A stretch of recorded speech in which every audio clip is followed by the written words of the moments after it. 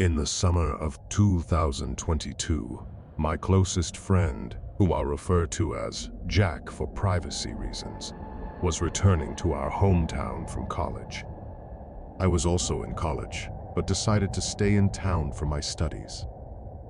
Given that our opportunities to meet were limited to a few days each year, we planned to take a couple of days off and rent an Airbnb or hotel room. This way, we could hang out, catch up on life, and enjoy each other's company. Both of us still lived with our parents, which made it difficult to have gatherings at home anyway. We discovered a charming little cottage nestled in the woods. It had a cozy fireplace and provided a beautiful view. It seemed like the perfect place for a relaxing weekend and catching up. Not to mention, it was much more affordable than other Airbnb options or hotels. The cottage was situated about 2 hours away from our location. On a Friday morning, I drove over to pick up Jack, and we started our journey to the Airbnb. While we chatted and exchanged stories, I have to admit that the drive was a bit dull. The roads were nearly empty, and we only passed through a single town along the way.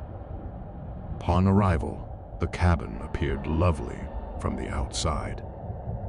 We retrieved our bags from the car and unlocked the front door using a key code. Inside, the cabin looked just as appealing as it did in the pictures. However, we quickly realized that it wasn't as clean as we had hoped.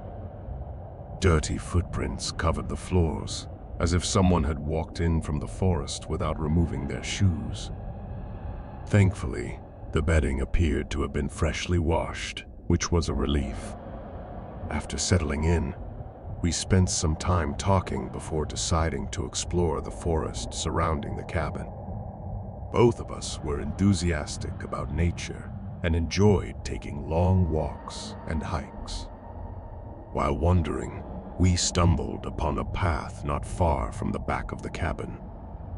We followed it for a while until it unexpectedly came to an abrupt end. It was unusual for a path to end so abruptly, as if it had no intended destination. Nonetheless, we retraced our steps back to the cabin as the sun began to set. As we approached the cabin, I noticed that Jack seemed slightly on edge.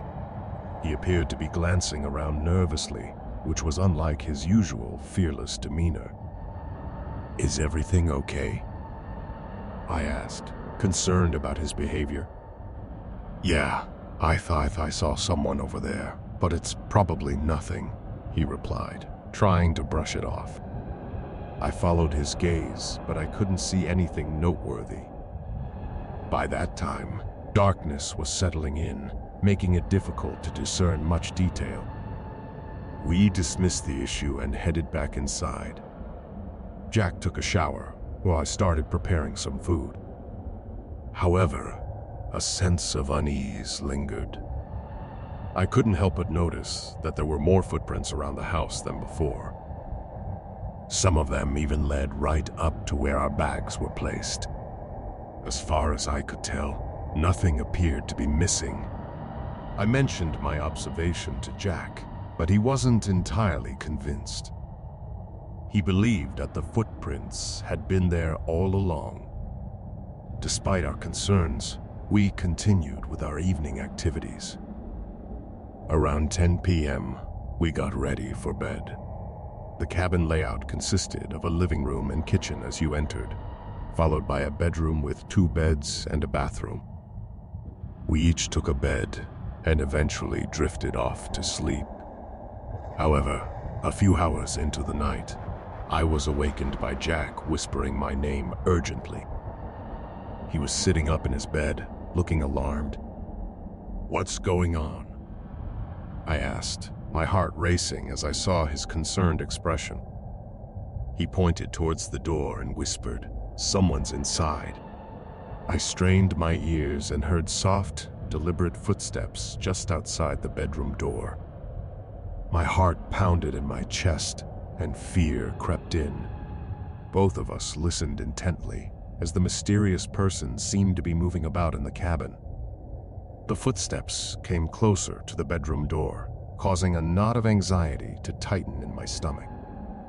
We remained frozen, and then, suddenly, the footsteps receded and the person left the cabin. We quickly got out of bed, pushed some furniture against the doors, and stayed awake for the rest of the night. We decided to leave first thing in the morning. Looking back, we probably should have contacted the police, but we were in the middle of nowhere, and we had little evidence to support our claims besides the footprints. The next day, we managed to obtain a refund for the remaining day of our stay.